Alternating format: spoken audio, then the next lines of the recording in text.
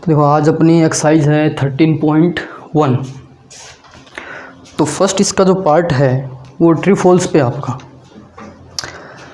यानी बोल रहा कि write true false also write the reason of your answer. मतलब जो अपन रीज़न बताएंगे ट्रू फॉल्स का, तो ट्रू फॉल्स ही पूछा वैसे तो वो साथ में इसका क्या रीज़न बताना है कि फॉल्स है तो फॉल्स क्यों है, ट्रू है तो ट्रू क्यों है। तो फर्स्ट पार्ट है इसका कि tangent line of a circle is the line which intersect the circle at 2 point. कि जो टेंजेंट लाइन है ऑफ ए सर्कल, एक सर्कल की, वो सर्कल को 2 पॉइंट पे क्या करती है, इंटरसेक्ट करती है आपको। तो बताना ये ट्रू है कि फॉल्स है।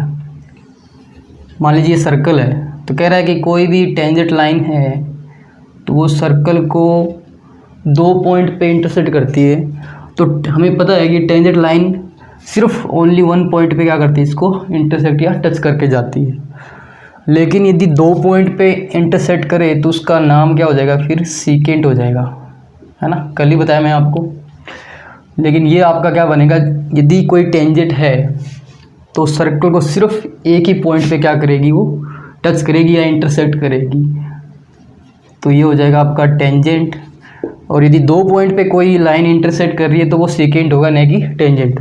तो फर्स्ट वाला हो जाएगा आपका फॉल्स, है ना। तो फर्स्ट का तो हो गया फॉल्स।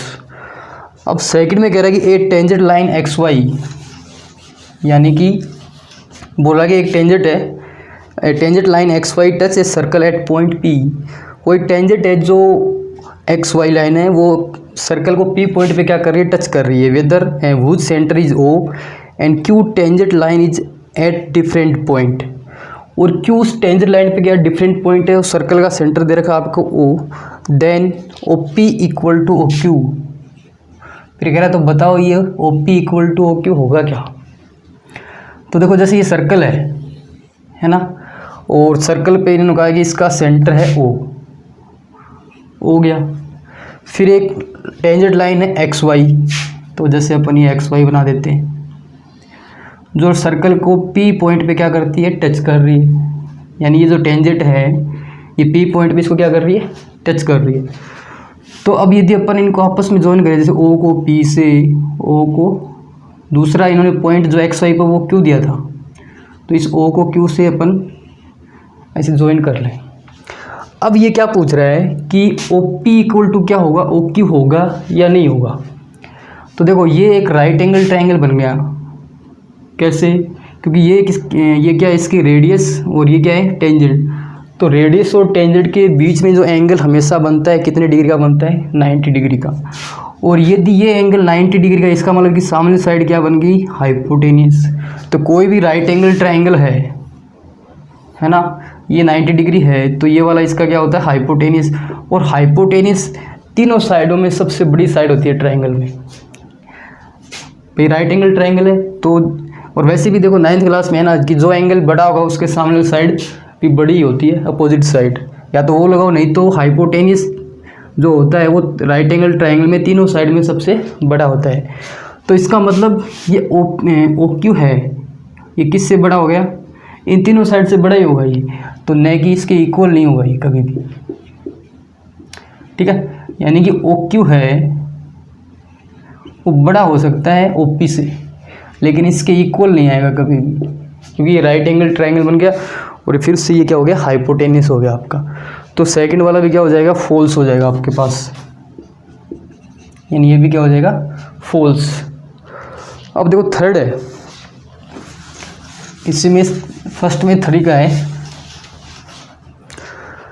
तो 3 का पार्ट पूछ रहा है कि फर्स्ट में 3, the point on the circle P and Q has two tangent line. 2 point है सर्कल पे P और Q, और दोनों पॉइंट पे 2 टेंजेंट लाइन है एल एम और एक्स वाई। जैसे ये टेंजेंट है, सॉरी सर्कल, अब इस पे 2 पॉइंट दे रखे इन्होंने P और Q, तो पी क्यू तो इसका डायमीटर हो गया। अब दोनों पॉइंट से 2 टेंजेंट आपको ड्रॉ करनी है। तो एक का नाम है तो एल एम और एक का एक्स वाई है, ठीक है। तो अब ये पूछ रहा है कि ये जो पॉइंट पी पे जो इसका टेंजेंट एल एम है और क्यू पे जो एक्स वाई है, तो आपको ये दोनों टेंजेंट बताना है कि एल एम पैरेलल होगा क्या एक्स वाई के।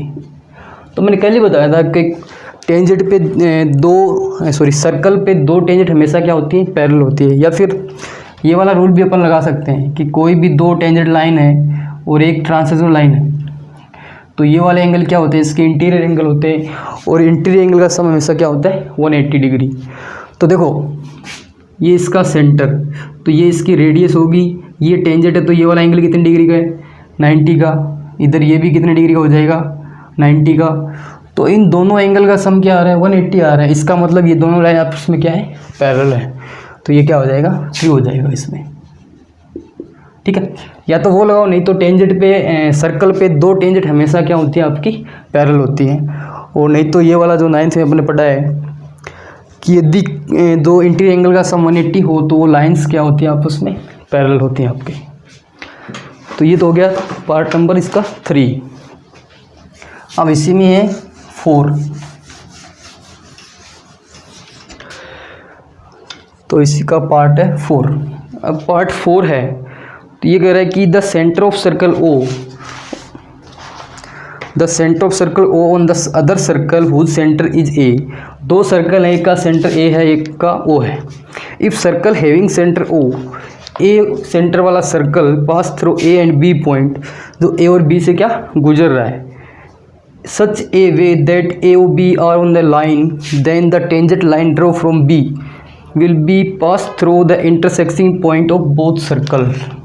मतलब दो सर्कल आपके पास, ठीक है, और एक का सेंटर A है और एक का क्या है, O है। दोनों इंटरसेक्ट हो रहे हैं, लेकिन जो दूसरा सर्कल है वो पॉइंट दूसरा सर्कल जो है ना, वो फर्स्ट वाले सर्कल के सेंटर से ही गुजर रहा है।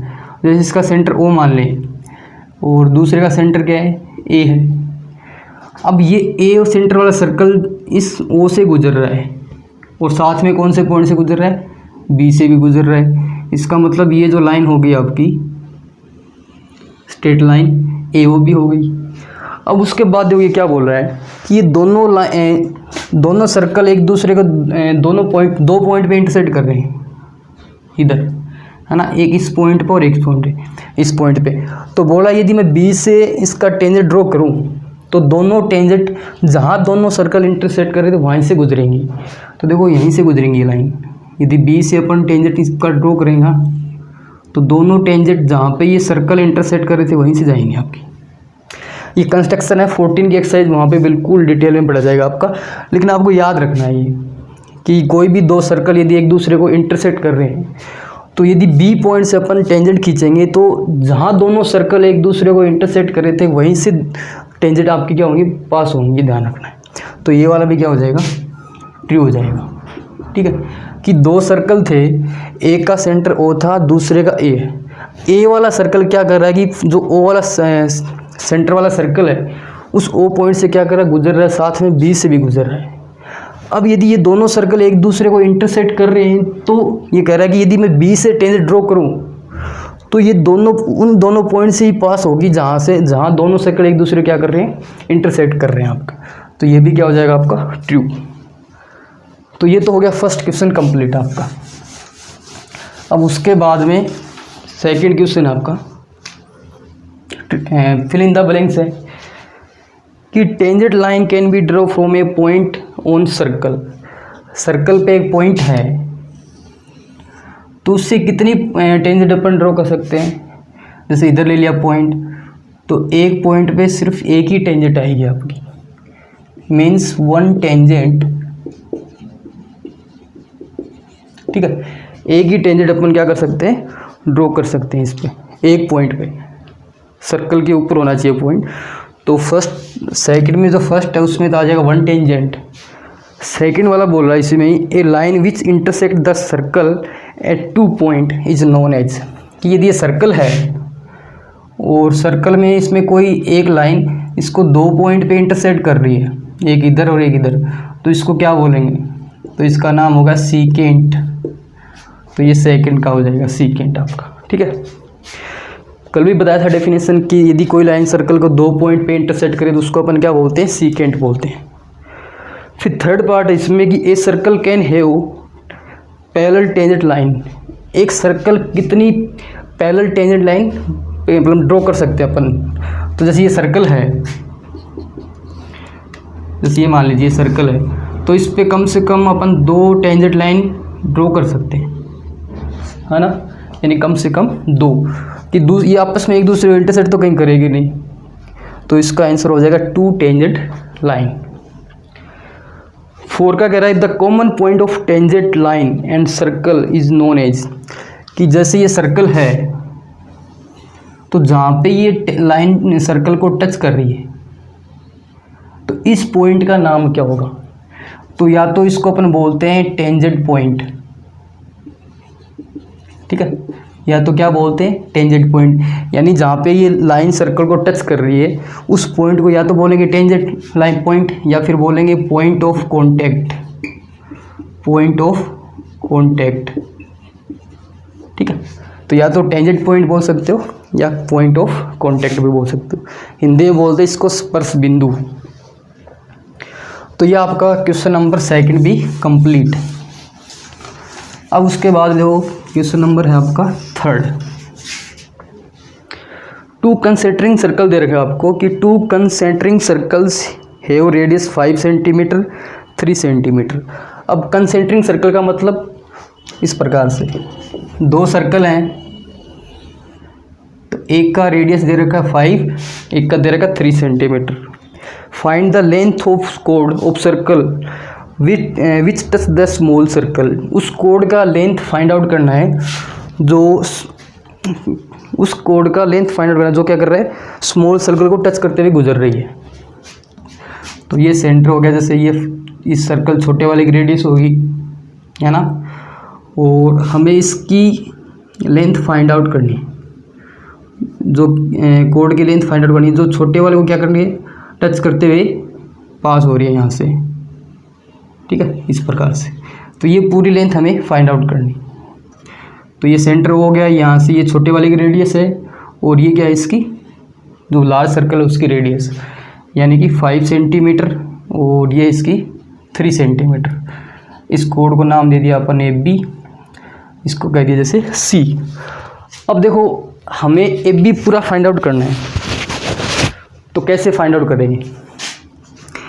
तो देखो ये रेडियस हो गया, है ना, और ये छोटे वाले सर्कल की क्या होगी, टेंजेंट।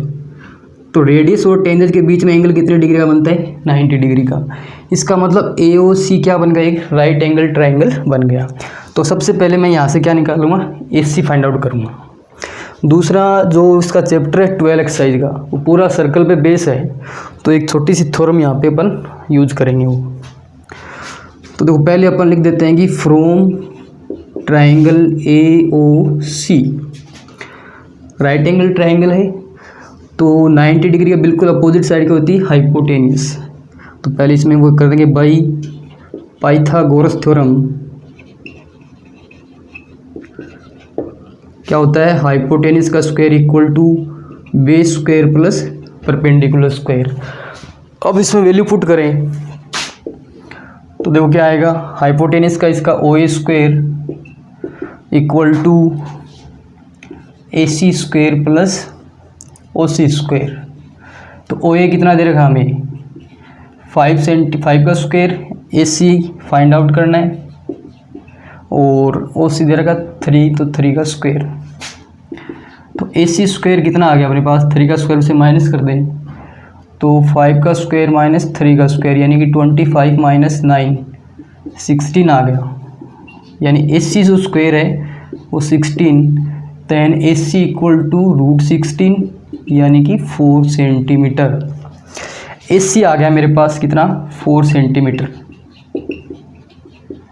AC 4 सेंटीमीटर है। अब AC 4 सेंटीमीटर तो BC AC आया मेरे पास, है ना। अभी क्या और निकाल दूँ मैं, BC, फिर दोनों को ऐड कर देते पूरी लेंथ क्या आ जाएगी, AB आ जाएगी।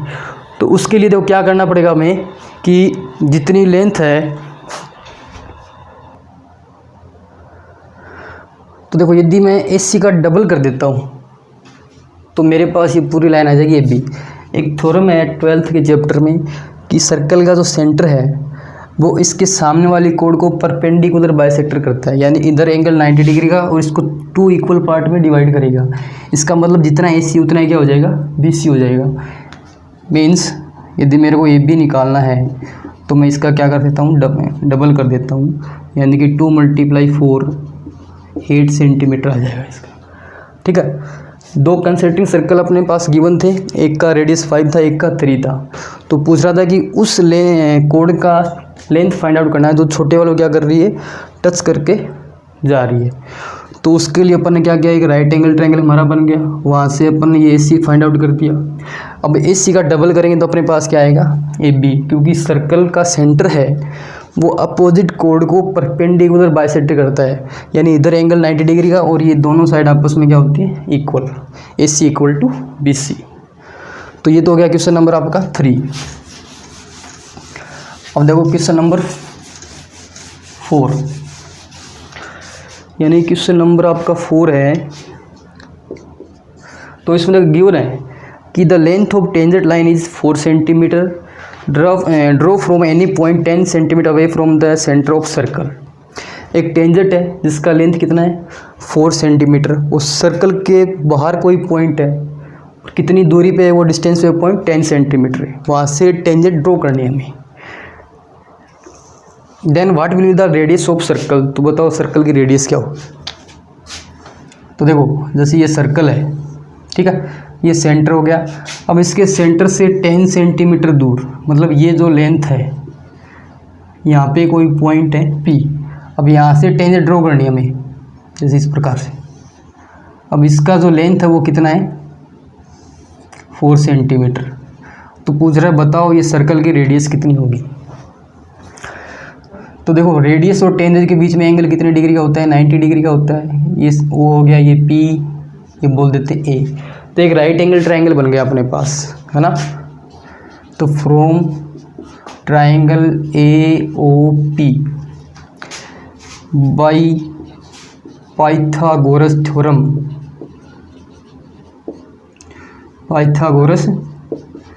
थ्योरम, क्या लग जाएगा कि हाइपोटेनस का स्क्वायर इक्वल टू क्या होता है, base square plus perpendicular square. तो इसमें वैल्यू पुट करो, 90 डिग्री बिल्कुल सामने वाली साइड क्या होती है, hypotenuse, means OP square equal क्या आ जाएगा, AP square plus OA square. OP की वैल्यू कितनी है अपने पास, 10, तो 10 का स्क्वायर AP है अपने पास, 4 का स्क्वायर OA हमें फाइंड आउट करना है, रेडियस है। इसका मतलब OA स्क्वायर इक्वल टू क्या आ जाएगा, ये 4 का स्क्वायर इससे माइनस कर देते हैं अपन, 10 का स्क्वायर माइनस 4 का स्क्वायर। तो OA स्क्वायर इक्वल टू कितना आ गया, देखो ये 100, ये 16, 84 आ जाएगा। Means OA square equal to 84 को लिख देंगे 21 × 4। तो OA इक्वल टू इनके स्क्वायर रूट लगा देते हैं, तो ये आएगा 21 × 4, तो 4 का तो 2 हो गया, 21 रूट में आ जाएगा। तो इसकी रेडियस आ जाएगी आपके पास 2√21 सेंटीमीटर। तो ये तो हो गया आपका क्वेश्चन नंबर 4।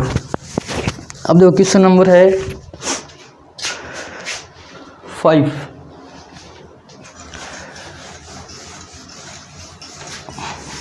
तो सबसे इजी है और 3 नंबर के, तो यही क्वेश्चन आते हैं 13.1 से। एक तो जो अभी मैंने आपको कराया है 4 वाला, और एक ये 5 वाला क्वेश्चन है, हर 1-2 साल में रिपीट होते रहते हैं क्वेश्चन ये। तो इसने कहा कि एक सेंटर O है, कि AO central circle touch the 4 side of a quadrilateral ABCD internally in such a way that is divide AB in 3:1 and AB 8 centimetre, then find the radius of circle. इसमें भी क्या 4 की question की तरह ये radius निकालनी है, लेकिन इसने क्या बोल दिया कि एक सर्कल है, ठीक है, और ये सर्कल क्वाड्रिलेटरल की चारों साइड को क्या कर रहा है, टच कर रहा है। इधर से भी इस प्रकार से आपको फिगर बनानी है, तो अच्छी सी डिज़ाइन डाल के बना लियो इस प्रकार से, ठीक है। तो A, ये B, ये C और ये D, ये एक क्वाड्रिलेटर है जिसमें सर्कल इसकी चारों साइड को क्या कर रहा है, टच कर रहा है।